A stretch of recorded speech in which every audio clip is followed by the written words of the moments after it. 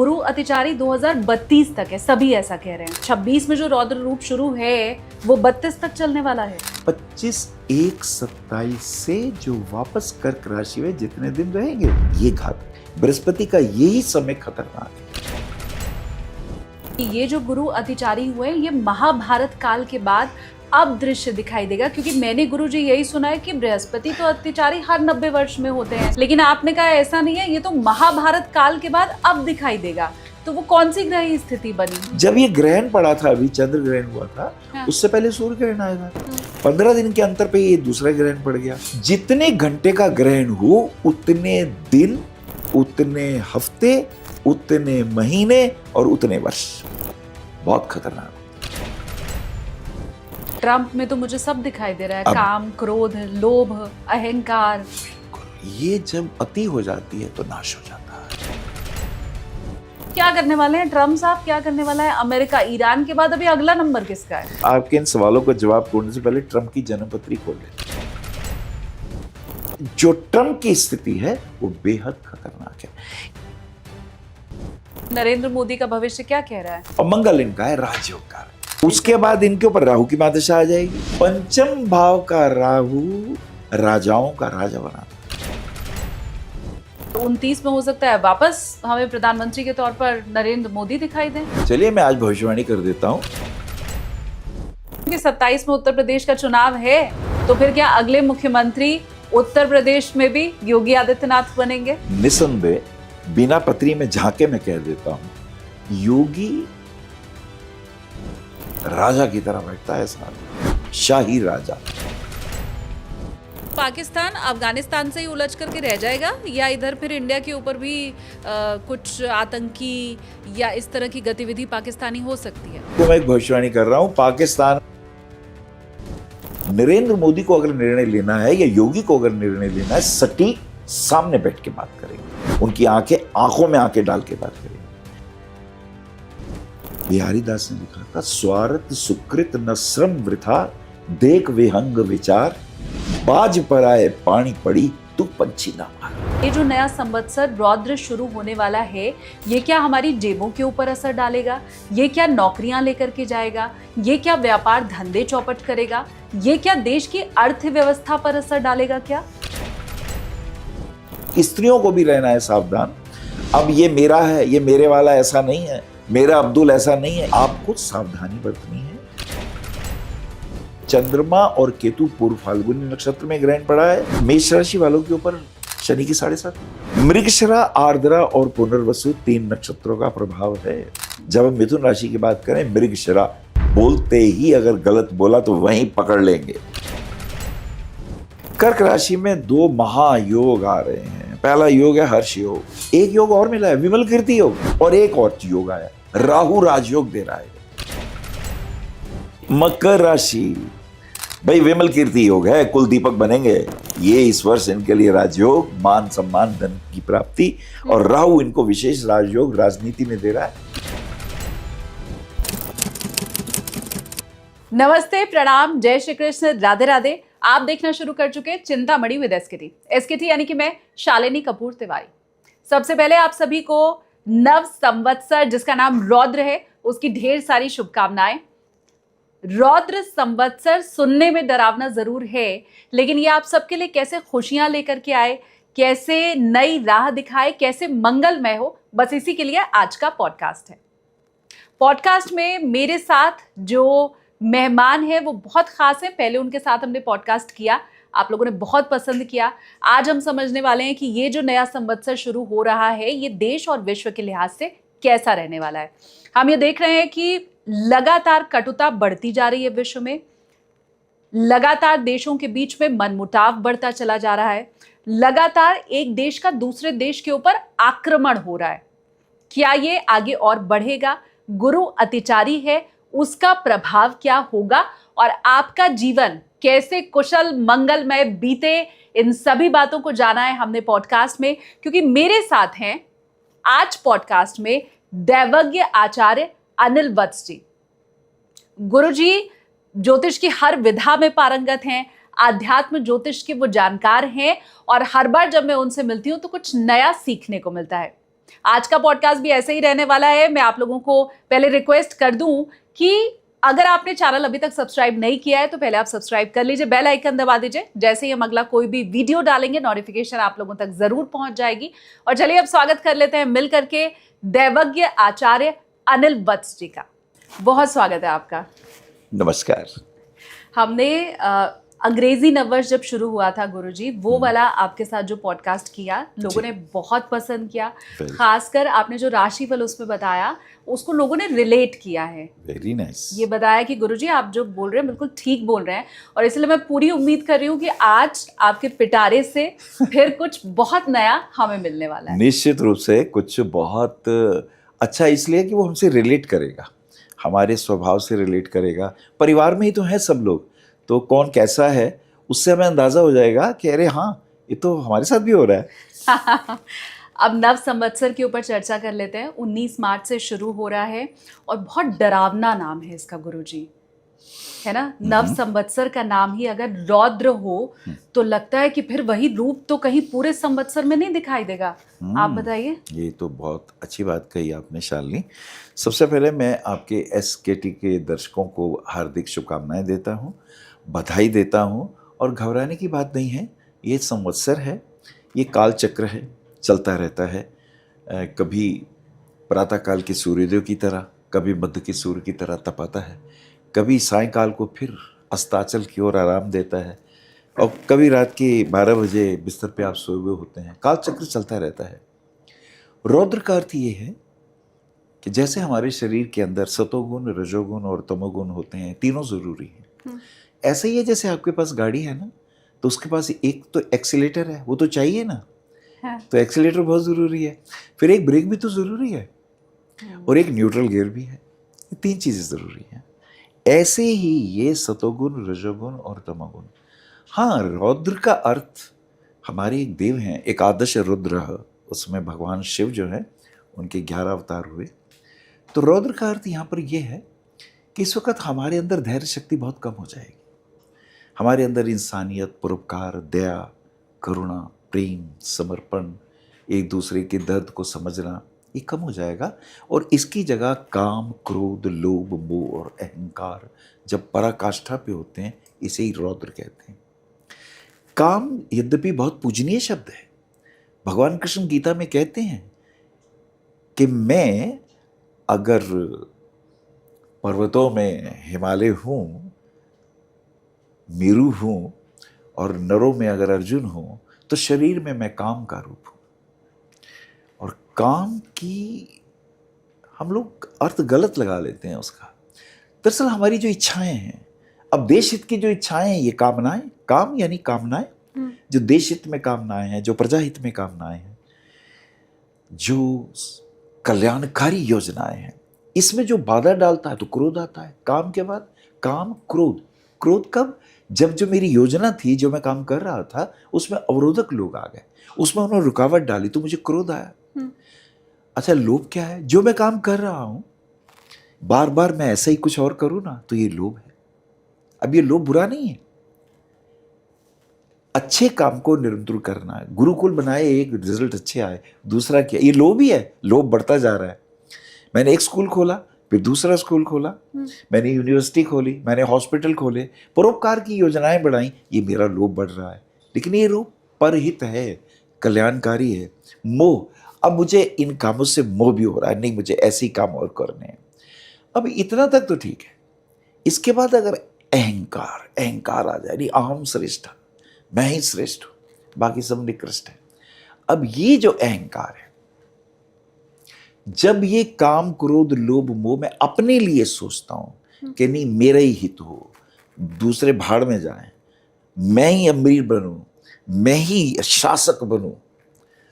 अब अमेरिका के शासक कहते हैं मैं ही श्रेष्ठ हूं। हाँ। अब यहां ये रौद्र रूप बनते जा रहा है। एक मोदी है, वो कहते हैं नहीं सर्वजन हिताय सर्वजन सुखाय, सबके साथ। ये रौद्र नहीं है, ये समन्वय की भावना है, ये करुणा की भावना है। लेकिन जब मैं कहूँ नहीं मैं ही श्रेष्ठ हूँ, मेरी बात मानो, नहीं मानोगे टैरिफ लगा दूंगा, वो नहीं मानोगे तो मैं ये कर दूंगा, वो कर दूंगा, ये रौद्र हो गया। लेकिन जब ये बहुत आगे चला जाए, पागलपन की हद में चला जाए, फिर ये विध्वंसक होता है, फिर मैं क्या करता हूँ, वो कहते हैं ना कि मैं हर प्रकार से, दंड से, भेद से, साम दाम दंड भेद अपने को ही श्रेष्ठ रखूं, फिर दूसरों का सत्यानाश होता है तो वो दूसरे मरते हैं तो मरे, तो ये रौद्र रूप हो गया। ट्रम्प में तो मुझे सब दिखाई दे रहा है, अब- काम, क्रोध, लोभ, अहंकार। बिल्कुल, ये जब अति हो जाती है तो नाश हो जाता है। इसलिए कहते हैं अति सर्वत्र वर्जित, अति का वर्जन होना चाहिए। ये जो रौद्र संवत्सर है, इसमें जो लोग अहंकारी होंगे, अब स्वभावता जिनकी कुंडली में मंगल का प्रभाव होगा, सूर्य का प्रभाव, सूर्य और मंगल बुरे नहीं है, सूर्य ऊर्जा है, सूर्य शक्ति है।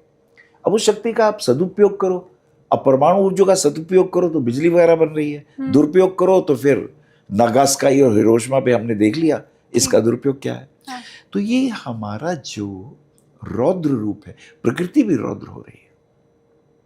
ये रौद्र का अर्थ मनुष्य ही नहीं है, प्रकृति भी हो रही है। प्रकृति में देखिए पंच तत्व कुपित हो रहे हैं, पानी कुपित हो रहा है, पानी में फिर सुनामी आ रही है, वो भी रौद्र रूप है पानी का। अग्नि, अब अग्नि प्राकृतिक रूप से भी लगती है, जंगल में बहुत झाड़ फूक हो जाए तो वो खुद ही जंगल की अग्नि वो भी जगती है। अग्नि पेट में भी लगती है, जठरा अग्नि, अग्नि क्रोध की भी है, परंतु ये मर्यादित है। जब ये अमर्यादित होती है तो विध्वंस हो जाता है। तो अगर पानी के तल पे विध्वंस हो, वायु के तल पे, अब वायु देखिए कितना कुपोषण है, अब आप ऑक्सीजन लेवल ही कितना गिर गया, और दिल्ली में आप रह कैसे रहे हैं, ये चमत्कार है। तो वायु कुपित, जल कुपित, पृथ्वी को तो आपने इतने बम मारे हैं, इस पृथ्वी पर आपने इतने परमाणु विस्फोट किए हैं कि पृथ्वी भी हाहाकार कर रही है कि मैं शस्य श्यामला थी, मैं उपजाऊ थी, मैं तुम्हारी माँ थी, मैं तुम्हें 6 महीने 6 ऋतुओं में कभी खट्टे फल देती थी, कभी मीठे देती थी, कभी तुम्हें औषधियाँ देती थी, तुमने मेरे को ही इतना मेरे पे संहार किया मेरे पुत्रों। तो इस वक्त पंच तत्व कुपित हो गए, आकाश कुपित हो रहा है। ये तो शुक्र है कि चंद्रमा आपको बचाता है। चंद्रमा वहां क्यों है? पृथ्वी के चारों तरफ चंद्रमा घूम रहा है। तो एक तो बृहस्पति बचाता है जो कि सूर्यमंडल से बहुत दूर है। हाँ। जो बहुत से एस्ट्रॉइड पृथ्वी पर आ रहे हैं उसे एक तो बृहस्पति बचा रहे हैं, उनका इतना बड़ा पिंड है, ग्रेविटेशन से वो अपने अंदर भीतर खींच लेते हैं। फिर भी कुछ बच जाते हैं, कुछ दुष्ट प्रकृति के नहीं मारेंगे तेरे को। तो चंद्रमा एक इतना फास्ट मूवर है, वो पृथ्वी पे आने वाले हर एस्ट्रॉइड को अपने भीतर खींच लेता है। माँ की तरह वो आपकी रक्षा करता है। तो पृथ्वी की भी रक्षा हो रही है। लेकिन जो पृथ्वी पे रहने वाले हैं वो क्या कर रहे हैं? अब देखिए कैसे युद्ध हो रहे हैं। पंच तत्व जब कुपित होते हैं तो ये रौद्र संवत्सर ये कहता है हमें ध्यान देना चाहिए अपनी वृत्तियों पर, अपने काम क्रोध लोभ मोह को संभालना है। नहीं संभालोगे तो ये पंच तत्व के कुपिताएं, इनके क्रोध, इनके आक्रोश विध्वंस की ओर हमें ले जा रहे हैं। और ऐसे में गुरु का अतिचारी रूप, हाँ। और पूछेंगे तो बताऊंगा। हमने तो यही सुना है गुरुजी की अतिचारी गुरु 2026 में ही नहीं है, मतलब रौद्र संवत्सर तो जो नया शुरू हो रहा है वो है, लेकिन गुरु अतिचारी 2032 तक है, सभी ऐसा कह रहे हैं। हाँ। तो ये क्या 26 में जो रौद्र रूप शुरू है वो 32 तक चलने वाला है? ये गणना का विषय है। जैसे अभी जुपिटर का जो लेटेस्ट प्रभाव रहेगा वो 25 जनवरी 27 तक है। 27 तक अतिचारी रूप वापस ये वहां पर वक्री हो जाएंगे। अच्छा। 25 जनवरी 27 को ये होंगे सिंह राशि में। उसी दिन ये गुरुदेव वक्री होंगे, कर्क राशि में आएंगे। जब ये कर्क में आएंगे तो रौद्र रूप आएगा। जब भी कोई ग्रह एक ही राशि में अतिचारी हो, अच्छा पहले अतिचारी समझ ले थोड़ा सा संक्षेप में। क्या होता है अतिचारी? इसे ऐसे समझे जैसे एक व्यक्ति, आप पार्क में सवेरे घूमने गए, तो आप नेचुरल चाल से चल रहे, तो ये आपकी स्वाभाविक गति है। थक गए, थोड़े ढीले हो गए, ये मंद गति हो गई। क्या अब आप अपनी ओरिजिनल गति से नहीं चल रहे, थक गए हैं, थोड़े ढीले चल रहे, ये मंद गति है। स्वाभाविक गति है। फिर आपको लगा कि नहीं थोड़ा तेज चलना चाहिए, मुझे ये चक्र जल्दी जॉगिंग कर लूं मैं, जॉगिंग थोड़ा तेज चल लूं, नहीं अभी तेज चलूंगा मैं, तो मेरे स्टेप तेज शुरू हो गए, ब्रिस्क वॉक। तो ब्रिस्क वॉक कह लीजिए। फिर पता चला अरे सुनो तुम्हारा बेबी जो गुम हो गया था वो वहां मिला है, जरा भाग के जाओ। अब आप भाग के जा रहे हैं, ये अतिचारी गति है। मैं अपनी स्वाभाविक गति से दुगनी गति से जब दौड़ रहा हूं तो ये अतिचारी गति है। अच्छा यहाँ भी प्रॉब्लम नहीं है, थोड़ा मैं थकी तो रहा हूं, सांस ही तो फूल रही है, पर मैं अभी कोई मुझे नुकसान नहीं हो रहा। लेकिन अगर वहां जाने से पहले मुझे खबर मिले, सुनो वो बच्चा वहां नहीं है, वो वापस यहां आ गया है, अब आप पलट के जब पीछे आते हैं, ये घातक है। यानी सिंह राशि से जब बृहस्पति कर्क में वापस आएगा, इट इज डेंजरस, ये खतरनाक है। अतिचारी का ये रूप, यानी 25/1/27 से जो वापस कर्क राशि में जितने दिन रहेंगे, ये घातक है। बृहस्पति का यही समय खतरनाक है। अव्वल तो अब शुरू हो ही गया है, अगर हम ध्यान से देखेंगे तो अतिचारी रूप को भी समझ लें। मेरे ख्याल से ये 1 जून 26 को बृहस्पति मिथुन राशि में रहेंगे, और उसके बाद ये आ जाएंगे मिथुन राशि से ही वापस जाएंगे कर्क राशि की ओर, और शायद अक्टूबर तक जाएंगे। अक्टूबर की स्थिति, इसकी डेट है मेरे पास, मैंने कहीं नोट किया है, हाँ 31/10/26 को ये कर्क राशि में गुरुदेव प्रवेश करेंगे। तो पहले तो मिथुन से कर्क तक की स्थिति, यानी 1 जून 26 से लेके 31 अक्टूबर तक ये कर्क राशि में होंगे, तो ये उच्च के होंगे। अब बृहस्पति उच्च के होंगे, अभी प्रॉब्लम नहीं है, श्रेष्ठ है, बृहस्पति उच्च के होंगे, पंच महापुरुष योग बनेगा, हंस नामक पंच महापुरुष योग बन रहा है। तो गुरु का अर्थ ये होगा कि भारत में ज्ञान का, सरस्वती के आशीर्वादों का अवतरण होगा। अब अतिचारी क्या होता है कि अब ये गुरु ही अहंकारी हो जाए। अब आप देख रहे थे अभी कुंभ के मेले के बाद क्या स्थिति अभी वर्तमान चल रही है। हमारे शंकराचार्य जी भी, अतिचारी कोई चाल के चलने से ही नहीं होगा। गुरु जब अतिचारी होता है तो वाणी से संयम खो देता है, वाणी में संयम की जरूरत है। हम कहीं असंयमित होकर अपने शीर्ष पदों पर आसीत लोगों पर कुछ ऐसे व्यंग्यात्मक वचन तो नहीं बोल रहे, उनकी ईगो को हर्ट तो नहीं कर रहे। हाँ। देखिए आम आदमी का अतिचारी रूप, जो आम आदमी वो शस्त्र से अस्त्र से अतिचारीपन दिखाएगा और धावक है चल के दिखाएगा। अब गुरु कुछ भागने के लिए थोड़ी मशहूर है, वो तो वचनों के लिए मशहूर है। ठीक बात। शब्द भेदी बाण, वो शब्द ऐसे बाण बोल देंगे जो दूसरे का हृदय विदीर्ण कर दें, और ऐसे से व्यवस्था बिगड़ती है। फिर हर गुरुओं के अपने फॉलोअर्स, फिर उनके भीतर भी आक्रोश पैदा होता है। तो अभी आगे भी दिखाई देने वाला है। जी हाँ, अतिचारी में यही तो होने वाला है। तो बहुत से शंकराचार्यों के ऊपर जो तलवार लटक रही है, हाँ। अब आप समझ रहे हैं तलवार किस चीज की लटक रही है। अभी तो बाहर घूम रहे हैं, फिर कहीं और घूमना ना पड़ जाए, ये दिक्कतें आने वाली हैं। तो सभी धर्माचार्यों को, चाहे वो हिंदू हो, चाहे वो मुसलमान हो, चाहे वो पादरी हो, चाहे वो सिख फैमिली के हो, उन्हें अपने वचनों पर संयम बरतना होगा। ये गुरु का अतिचारी रूप ये है खतरनाक। पर मैं वो भी समझना चाहती हूँ जो आप पहले कैमरे पे आने के पहले मुझे कह रहे थे कि ये जो गुरु अतिचारी हुए ये महाभारत काल के बाद अब दृश्य दिखाई देगा, क्योंकि मैंने गुरु जी यही सुना है कि बृहस्पति तो अतिचारी हर 90 वर्ष में होते हैं। तो मैं ये मान के चल रही हूँ कि 90 वर्ष पहले जो स्थिति रही होगी शायद वो फिर से 2026 में होगी, लेकिन आपने कहा ऐसा नहीं है, ये तो महाभारत काल के बाद अब दिखाई देगा। तो वो कौन सी ग्रह स्थिति बनी है? देखिए लगभग 13 महीने तक बृहस्पति एक राशि में रहते हैं, कभी थोड़े कम हो जाते हैं, 2-4 महीने कम हो गए, 1-2 महीने कम हो गए, कभी वक्री और मार्गी गति के कारण। हाँ। अब अगर एक राशि में 13 महीने रहेंगे तो 7वीं राशि में 13 छिके 78 और 13 सत्ते 91, 90 साल आ गए। कुंडली से सप्तम भाव में अपने लगन से अगर शुरू हो तो 7th हाउस में 90 पूरे हो गए, और 91 वर्ष जो होगा अष्टम भाव में होगा। ये जो 8वें भाव के 13 वर्ष हैं यही तो खतरनाक है। ये जो त्रिक भाव का अष्टम भाव है, हाँ। यहाँ के जो 90 साल के बाद के जो 10 साल हैं ये खतरनाक हो जाते हैं। और वैसे भी अगर आप गणना देखें तो साधारण गणना करिए, लगन से शुरू होंगे और 12वें भाव तक ये इनके 12 वर्ष पूरे हो गए। इसलिए आप हमारे जमाने में जब वनवास दिया, 12 साल का वनवास चल रहा है, या एक बटुक को दिया गुरु ने कि हमने तुम्हें आज शिष्य बनाया है, जाओ भ्रमण करो, 12 साल के बाद हमारे पास आना। वो 12 साल तक भ्रमण करता हुआ समाज के सारे ज्ञान लेता हुआ जब वापस आता था तो वापस उसी कुंडली के प्रथम भाव पे आ जाता था।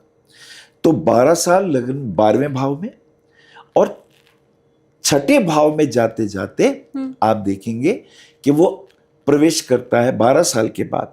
12 साल पूरा करने के बाद 6ठे भाव में 18वें साल में होता है।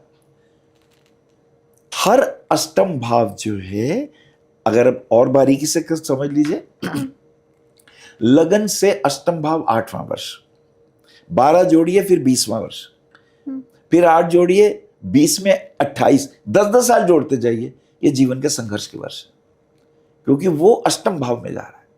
अष्टम भाव अचानक आया हुआ संकट, अष्टम भाव कष्टदायी स्थिति, मृत्यु का भाव।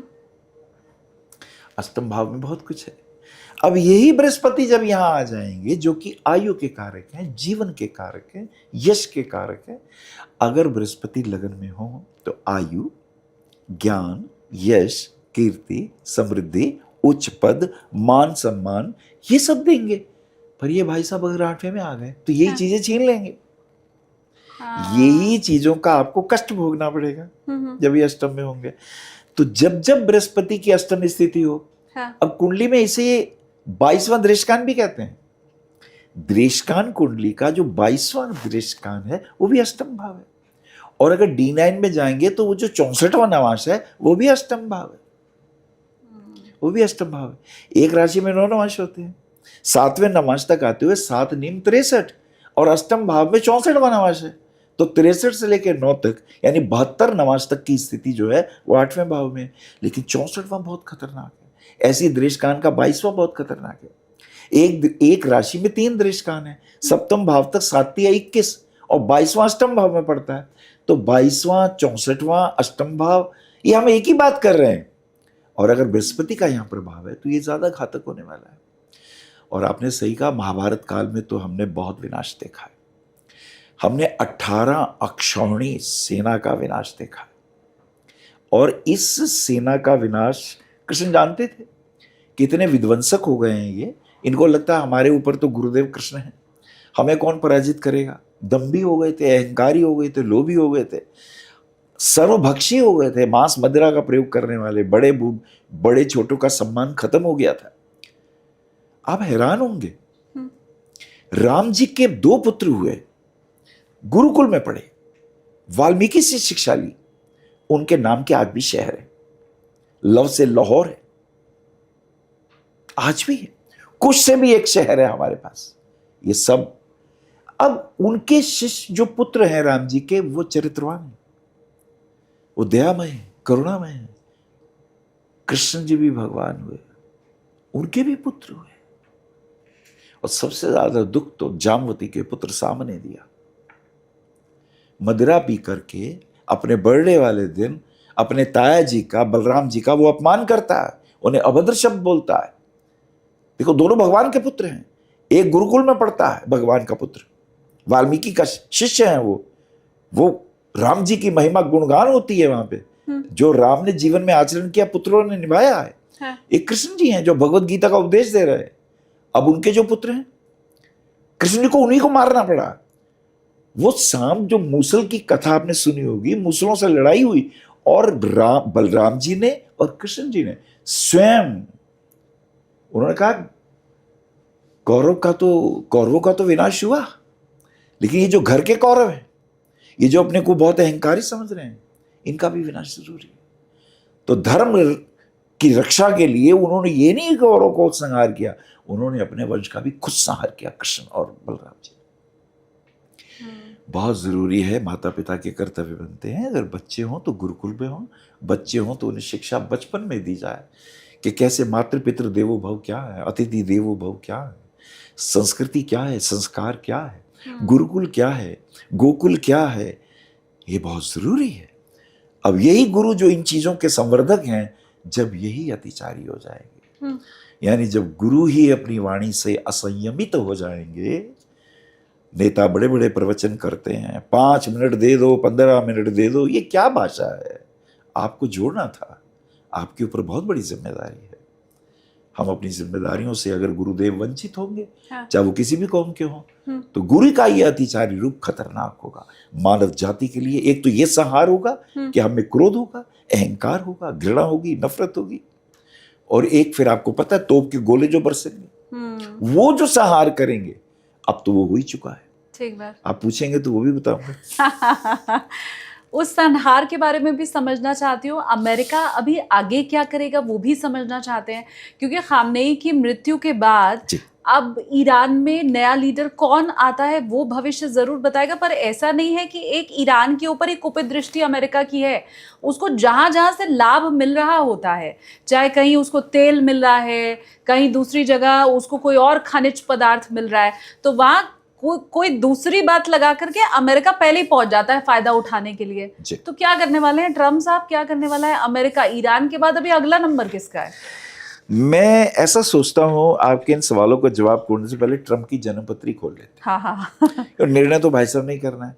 देखिए अमेरिका की 3 साल बचे हैं गुरुजी अभी ट्रम्प के। ओह माय गॉड, ये 3 साल क्या क्या होने वाले हैं। जनवरी 2029 तक अभी तो वो ही है अपने पद पे, तो 3 साल में तो लग रहा है कि एकदम नक्शा ही बदल देंगे। नहीं, उनके ऊपर जो ग्रह दशा अगर हम देखें, देखिए इन भाई साहब का ज्येष्ठा नक्षत्र में जन्म हुआ है। और जो ज्येष्ठा नक्षत्र है, मैंने अब इसका जो स्वामी है ज्येष्ठा का वो तो बुध है, नक्षत्र अधिपति जो है इसके 14 जून 1946 की मेरे पास डेट है। अब मुझे नहीं पता ये कितनी सही है गलत है। 10:54 का इनका जन्म आ रहा है और 10:54 दोपहर का है। सूर्य इनका बड़ा बलवान हो गया, यानी दोपहर की ओर मध्य की ओर बढ़ता हुआ सूर्य बड़ा प्रतापी होता है। उसे से लगता है मैं boss, I am the boss, बाकी सब प्रजा है बेचारी, ये छोटे मोटे लोग हैं, कीड़े मकोड़े ऐसा। और फिर जब उसके साथ राहु बैठ जाए, प्रचंड भैरव, अब ये रौद्र संवत्सर का प्रभाव उन भाई साहब पे सबसे अधिक है। इनका सिंह लगन है, ये देखिए लगन ही सिंह है, वो तो अपने आप को बॉस मान के ही चलेगा। ये तो जब कुश्तियां भी करते थे तब भी पहलवानी ऐसी करते थे। सिंह लगन और लग्नेश 10th हाउस में राहु के साथ, यानी करेला और नीम चढ़ा। अब ये जो सूर्य है उनके साथ राहु है। राहु क्या करता है, अतीत पिछला दरवाजा विंडो खोलता है।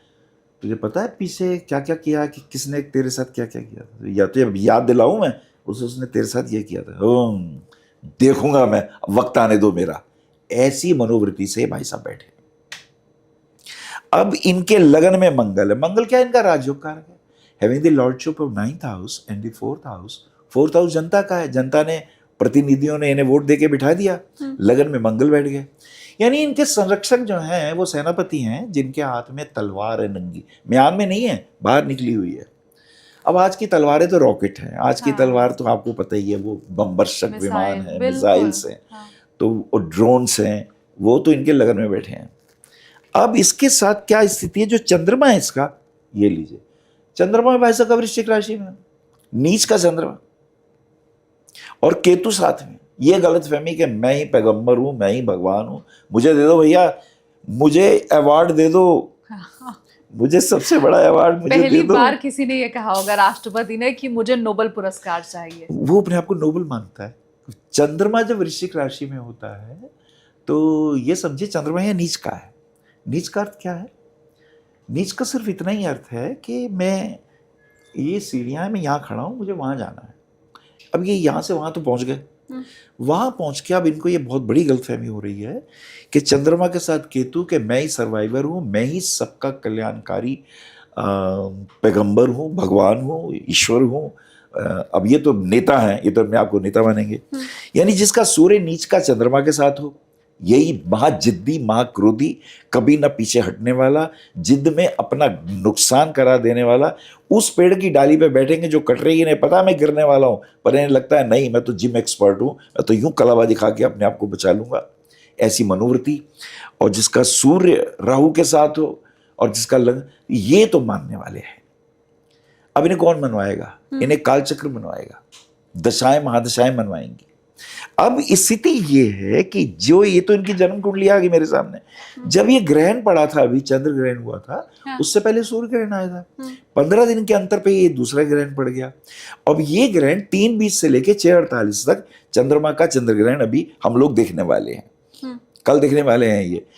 जितने घंटे का ग्रहण हो, उतने दिन, उतने हफ्ते, उतने महीने और उतने वर्ष बहुत खतरनाक होते हैं। सच में हमेशा शास्त्र, अच्छा, ये शास्त्र बात है।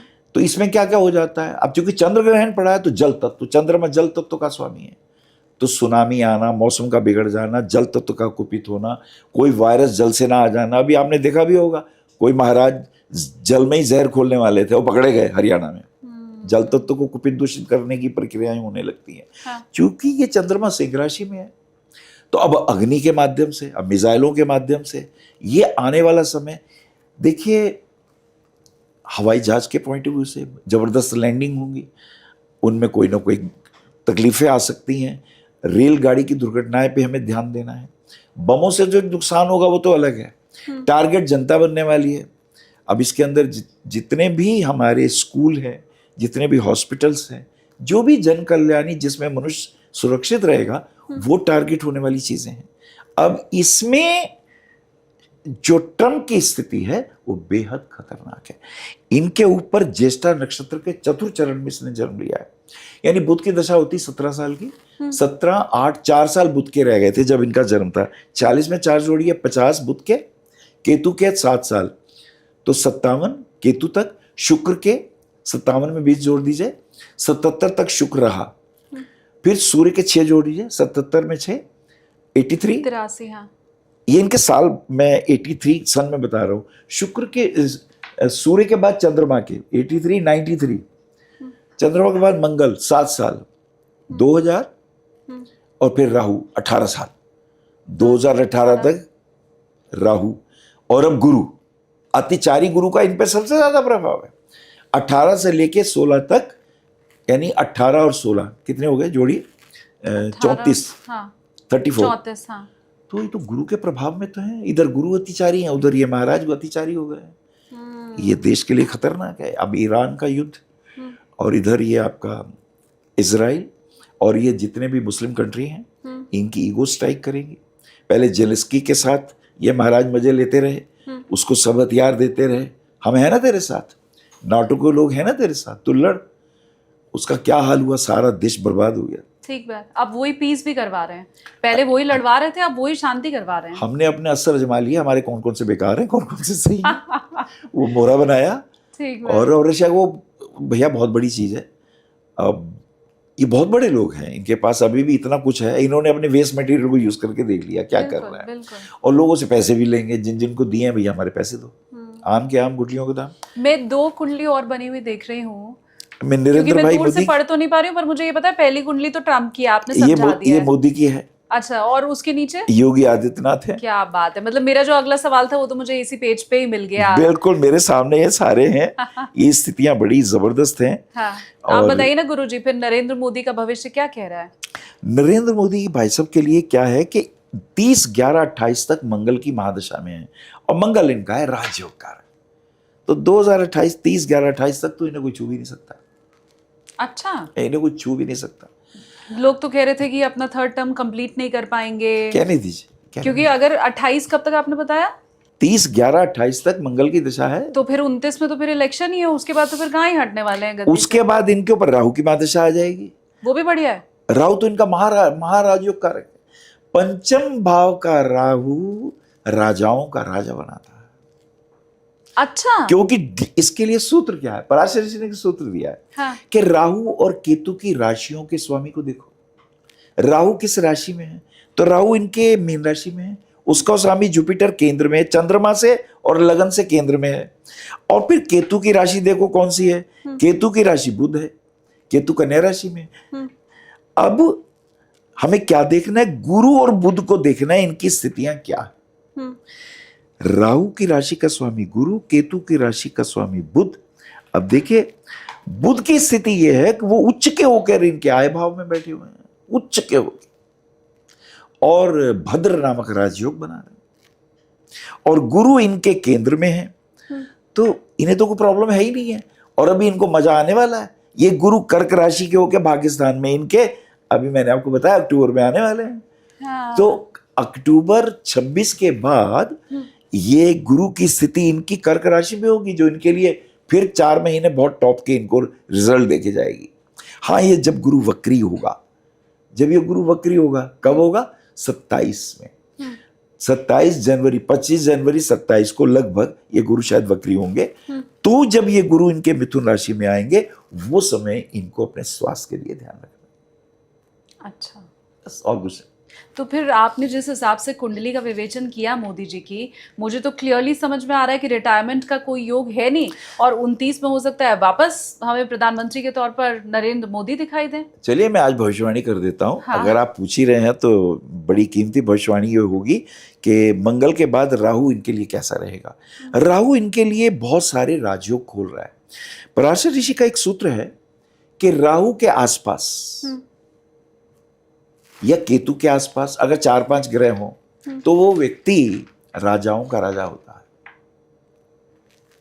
अब इनकी पत्री में देखिए, पहले मैं उदाहरण दे दूं। ओशो रजनीश की पत्री में सप्तम भाव में राहु है, पिछले भाव में गुरु उच्च का है, और अष्टम भाव में 4 या 5 ग्रह हैं। तो संतों में महासंत हो गए वो। और जितने संत हमारे बोल रहे हैं उन्हीं का मैटर ले लेके बोलते हैं। मैं साफ मुंह से बोलता हूं। हाँ, ठीक बात। उससे पहले न कबीर समझे गए, न रैदास समझे गए, न सहजो समझी गई, न पीपा समझे गए, न पलटू समझे गए। हाँ। लेकिन उनके बाद सब समझ में आने लग गया इन संतों को। उनको ये भी नहीं पता था ज़ेन मास्टर क्या होते हैं, उन्हें इज्जू के बारे में नहीं पता था, उन्हें ज़ेन मास्टर के बारे में पता ही नहीं था। लेकिन ओशो के बाद सब संतों की समझ में आ गया। तो ये उनका माल मैटर उनका पढ़ते हैं और मंच पे अपने बोलते हैं। अब ओशो तो है नहीं कि कोई कॉपीराइट भेज सके उनको। पर ये अब खूब करेंगे। ठीक बात। ऐसे ही आप बिग बॉस यानी अमिताभ बच्चन का ले लीजिए। ये अमिताभ बच्चन की मैंने कुंडली के बारे में बताया था कि उनके अष्टम भाव में 4 या 5 ग्रह हैं, सप्तम भाव में राहु है और छठे भाव में गुरु उच्च का है। ये है अमिताभ बच्चन। और इनका जो है ओशो का, इनके तो अष्टम भाव में ही 5 ग्रह हैं, राहु के साथ स्थिति है इनकी। तो अपने श्रेष्ठ के सर्वश्रेष्ठ हुए। अब नरेंद्र मोदी की पत्री देख लीजिए। इनका राहु के पीछे गुरु है जो सपोर्ट देने वाला है, और केतु के साथ सूर्य, बुध, शनि, शुक्र ये सब आसपास है। इस राहु पे 3 ग्रहों की दृष्टि है। इन्हें कौन हिलाने वाला? अगर सच कहूं, हाँ। ये भेजे गए हैं। इनके ऊपर ऋषि मुनियों की दृष्टियां हैं। हिमालय के रहने वाले योगियों का इनके ऊपर आशीर्वाद है। ये एक नहीं है, ये हाँ। एक के साथ इनके पीछे बहुत से दिव्य चेतनाओं के आशीर्वाद है। तो फिर तो अगली कुंडली जो योगी आदित्यनाथ की है, वो अमूमन में सवाल यही पूछ लेती हूँ जब कोई कहता है कि नरेंद्र मोदी तो अब आगे प्रधानमंत्री नहीं बनने वाले हैं या रिटायरमेंट का योग है, तो फिर अगला सवाल मेरा यही होता है कि तो क्या प्रधानमंत्री योगी आदित्यनाथ बनेंगे? अब क्योंकि ये तो सवाल टल गया मेरा, तो फिर अब मैं सीधे सीधे पूछ लेती हूँ कि 27 में उत्तर प्रदेश का चुनाव है, तो फिर क्या अगले मुख्यमंत्री उत्तर प्रदेश में भी योगी आदित्यनाथ बनेंगे? निसंदेह, बिना पत्री में झांके मैं कह देता हूं, योगी की कमाई क्या है? योगी ने जनमानस के हृदय में शासन किया है। वो जाति नहीं देखता, वो ऊंच नीच नहीं देखता, वो देखता है जो तरीके से चल रहे हैं मैं उनके साथ हूं। तो योगी जी जो हैं हृदय सम्राट हैं लोगों के, उत्तर प्रदेश के ही नहीं पूरे विश्व के। मोदी जी के बाद जिन्होंने स्थान ग्रहण किया है वो योगी जी हैं। और योगी जी इस बात के लिए भी जाने जाते हैं, एक्शन तुरंत लेते हैं। वो न्याय ही क्या जो आपको वर्षों बाद मिला हो। कहते हैं ना कि देरी से मिला न्याय भी अन्याय है। ठीक बात। ये सिद्धांत पे लागू करते हैं कि नहीं भैया अभी क्या अभी भुगत। तो योगी की ये चीज लोगों को बहुत पसंद आती है, वो चाहे वो कोई भी हो। वो अपनी जनता को अपनी प्रजा मानते हैं। उनसे एक सवाल किया गया कि आपकी बहन ढोकले खा रही है, आप उसको कुछ करते क्यों नहीं? बोले मेरी तो बहुत सारी बहनें हैं, उत्तर प्रदेश की जितनी बहनें मेरी हैं उनमें एक वो भी है, तो मुझे सबका करना है। It is amazing answer. पर मैं ये पूछना चाहती हूँ कि क्योंकि अखिलेश यादव की कुंडली तो मुझे दिख नहीं रही है कहीं पे, मैं इनकी और बनानी योगी बंद कर दी है, मैंने इन लोगों की कुंडलियां बनानी। नहीं, मैं समझना ये चाहती हूँ कि क्योंकि योगी आदित्यनाथ गुण में आपको बहुत अच्छे मालूम पड़ रहे हैं, तो कहीं ऐसा तो नहीं कि ये बायस्ड हो के आपकी भविष्यवाणी हो और अखिलेश यादव की कुंडली आपने ना देखी हो? अब ये फंसाने वाला सवाल मैं पूछ रही हूँ आपसे। अब देखिए मुझे ज़्यादा देर तो नहीं लगेगी, मैं जल ग्रहण करके उसकी भी कुंडली निकाल सकता हूँ। लेकिन योगी जी की पत्री के बारे में एक बात कहना चाहूंगा। इनकी कुंभ राशि है। कुंभ राशि का अर्थ होता है कुंभ, एक मटका। अब खाली भी हो तो दूर से लोगों को लगेगा इसमें पानी तो होगा पीने को। ठीक बात। धोखा नहीं होता। इनकी कुंभ राशि है और इनकी जो पत्री है सिंह लगन की है। राजा की तरह बैठता है ऐसा आदमी, शाही राजा। सिंह लगन, सूर्य का लगन, सूर्य राजा है, सूर्य पालता है, सूर्य पिता है, सूर्य आत्मा है, सूर्य आपके शरीर के अंदर बहता हुआ तेज है जो आपको जीवन देता है, ऑक्सीजन है। ये ऑक्सीजन है अपने प्रांत के लिए। किसी भी विषय में जब आपको कष्ट होगा तो ये ऑक्सीजन है, हर विषय पे ये काम आने वाले हैं। ये इनके लिए बहुत बड़ी भविष्यवाणी करी मैंने आपको। 2 लोगों को मैं चाहती हूँ कि वो कमेंट सेक्शन में पहले हाजिरी लगाएं। पहले तो योगी आदित्यनाथ को जो ऑक्सीजन मानते हैं उत्तर प्रदेश का, वो मुझे कमेंट करके बताओ। और दूसरा, जो भी सिंह लग्न वाले हैं, क्योंकि हमने ट्रम्प की कुंडली की चर्चा की गुरुजी, वो भी सिंह लग्न वाले हैं, उनका रौद्र अवतार दिखाई दे रहा है। योगी आदित्यनाथ सिंह लग्न वाले हैं, और कैसे सिंह लग्न वालों का जो स्वभाव है वो ही राजा की तरह होता है, गुरुजी ने बताया हमें। तो जो सिंह लग्न वाले हैं, आपको मालूम है आपकी लग्न, तो प्लीज वो भी आप कमेंट करके मुझे बताइए। और ये बताइए कि हाँ भाई, हमारा भी स्वभाव राजा जैसा ही है। अपने परिवार में तो कम से कम हम वैसी ठसक के साथ रहते हैं। नहीं, ये हमारा स्वभाव है। अब ऑफिस में भी बैठते हैं, चमचागिरी हमें पसंद नहीं है, बेकार की चाटुकारिता हम कर नहीं सकते, हम जॉब छोड़ देंगे। स्वाभिमान मेरा सर्वोपरि है। क्या बात है। मैं चमचागिरी नहीं कर सकता। हाँ, तू दुखी है, परेशान है, अगर मुझसे प्रेम से निवेदन करेगा तो मैं अपनी जैकेट भी उतार के तुझे दे दूंगा, अगर तुझे ठंड लग रही है तो। मैं इतना दयालु भी हूं, लेकिन असुकृति में अगर हाथ उठेगा तो पहले मेरा उठेगा। ये गलत है, मैं तेरे साथ नहीं जा सकता। ये शानदार, ये खूबी है इनकी। अब मुझे ये बताइए कि क्योंकि पूरे विश्व में तो ये लड़ाई झगड़ा, उत्पात, बम और मिसाइल दिखाई दे रहा है, तो भारत पाकिस्तान के बीच में तो वो वाली स्थिति फिर से नहीं बनने वाली है। क्योंकि अभी देखिए, अफगानिस्तान और पाकिस्तान के बीच तो युद्ध चल रहा है, और दोनों में से कोई भी मानने वाला हो ऐसा लग नहीं रहा है। तो पाकिस्तान अफगानिस्तान से ही उलझ करके रह जाएगा, या इधर फिर इंडिया के ऊपर भी कुछ आतंकी या इस तरह की गतिविधि पाकिस्तानी हो सकती है? देखिए, पाकिस्तान के पास अगर हम 2 शब्दों में बात करें, देखिए, आत्मबल नहीं है। जब आप ईमानदार होते हैं ना, जब आप कुछ अच्छा काम करते हैं, आपकी आत्मा के पास एक बल होता है। आप एक निर्णय लेते हैं, सटीक निर्णय लेते हैं। आप महत्वपूर्ण हैं निर्णय लेने के लिए। जैसे कुंडली में अगर लगन स्वराशि का है तो आप बहुत अच्छे हैं, उच्च का है बहुत अच्छों से अच्छे हैं, विपरीत परिस्थितियों में भी घबराने वाले नहीं हैं। और यदि आपका लग्नेश वर्गोत्तम भी है, अरे D9 में भी वही है, D10 में भी वही है, तो आप लाखों में बहुत श्रेष्ठ हैं। ऐसा व्यक्ति जब निर्णय लेता है ना, देश हित में लेता है। वो चूहों की तरह नहीं आचरण करता। उसके फेस 2 नहीं होते, एक होता है। नरेंद्र मोदी को अगर निर्णय लेना है या योगी को अगर निर्णय लेना है, सटीक सामने बैठ के बात करेंगे, उनकी आंखों में आंखें डाल के बात करेंगे।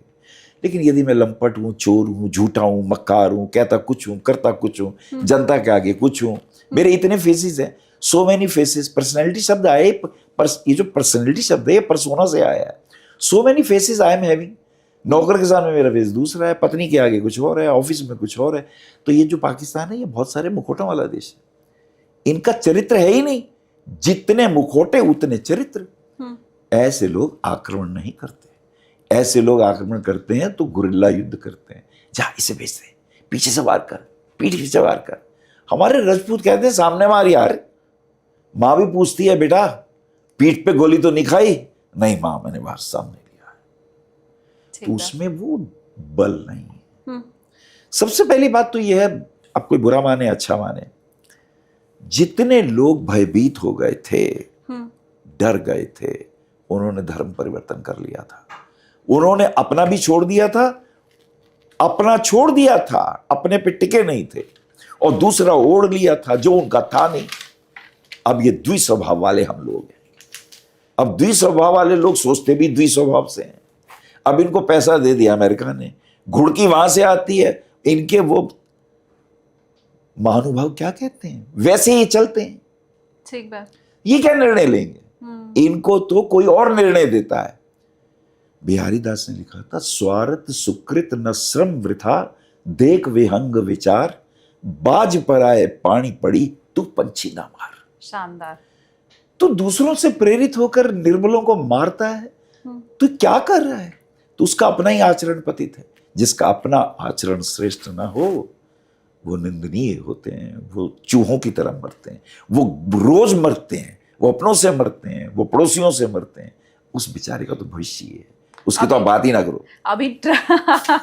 अभी ट्रंप ने भी पोल खोल दिया। जब उन्होंने राष्ट्र को संबोधित किया तो साफ साफ ये कहा कि पाकिस्तान ने उनको कहा था कि आपने 30 करोड़ लोगों की जान बचा ली। वो जो ट्रंप ने कहा था ना कि मैंने मध्यस्थता की है, वो बात अब सामने आ गई कि पाकिस्तान से फोन गया। ट्रंप ने खुद बताया कि उन्होंने उनको हाथ जोड़ करके कहा कि आपने महाराज 30 करोड़ लोगों की जान बचा ली। तो क्या आचरण और क्या चरित्र पाकिस्तान का है, वो अभी 5 दिन पहले ही मालूम चला है। आपको मैं एक भविष्यवाणी कर रहा हूं, पाकिस्तान में रहने वाले ही ये लोग जिन्होंने डर के अपना मजहब बदल लिया था, ये वापस कहीं अपने पहले वाले रूप में ना आ जाएं। यानी इनके घर में ही जन आक्रोश फैल जाएगा और ये स्थिति बड़ी भयावह होगी।